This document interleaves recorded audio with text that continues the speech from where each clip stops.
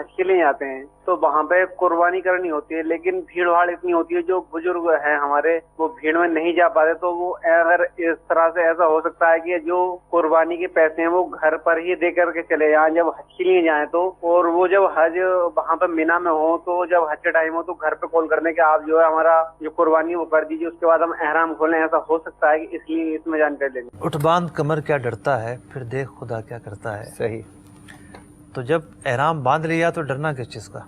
क्या बात है। मतलब कुर्बानी के लिए ये सोच रहे हैं कि हमें एक नया तरीका मिल जाए।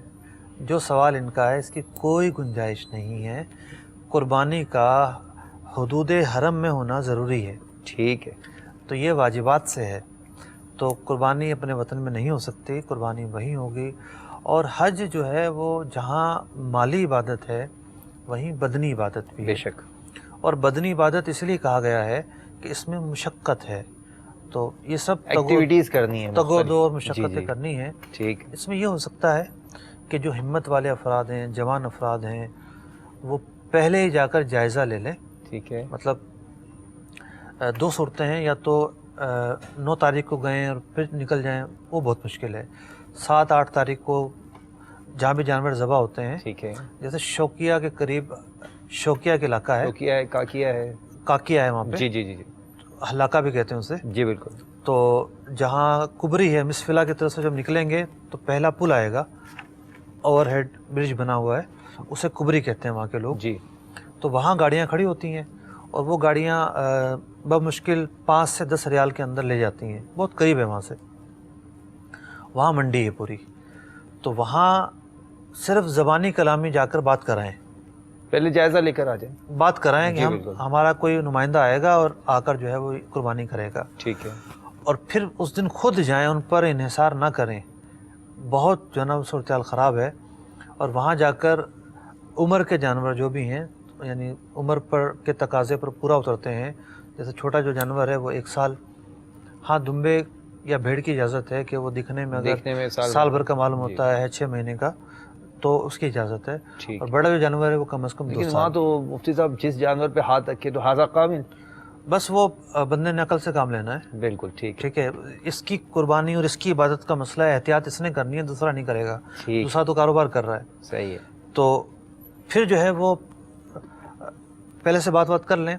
अब असल मरहला है हज के दिन निकलने का। रमी कर ली और रमी करने के बाद कुर्बानी के लिए निकलना।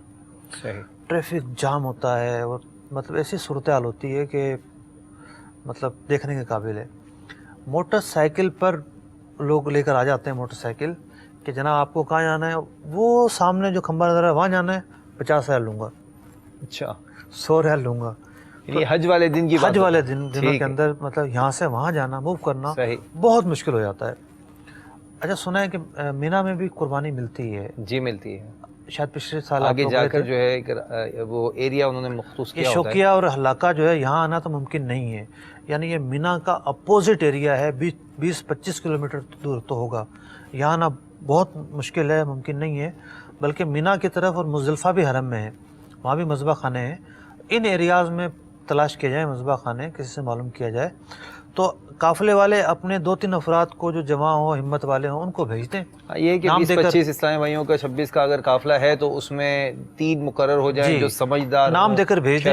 और वो कुर्बानी करने वाले ये ना करें वहाँ जाकर तकबीर पढ़ें और चलें जी 50 जानवर ज़बा कर दिए, बल्कि हर एक पर नियत करें, ये भी फ़लाँ की तरफ से ले लो, ये फ़लाँ की तरफ से, ये फ़लाँ की तरफ से, यूँ 1 बाय 1। खुद अगर ज़बा कर रहे हैं तो खुद, वो अगर ज़बा करके दे रहा है तो उस पर भी नियतें करवाएं। ठीक है। जानवरों की तायीन करना ज़रूरी है।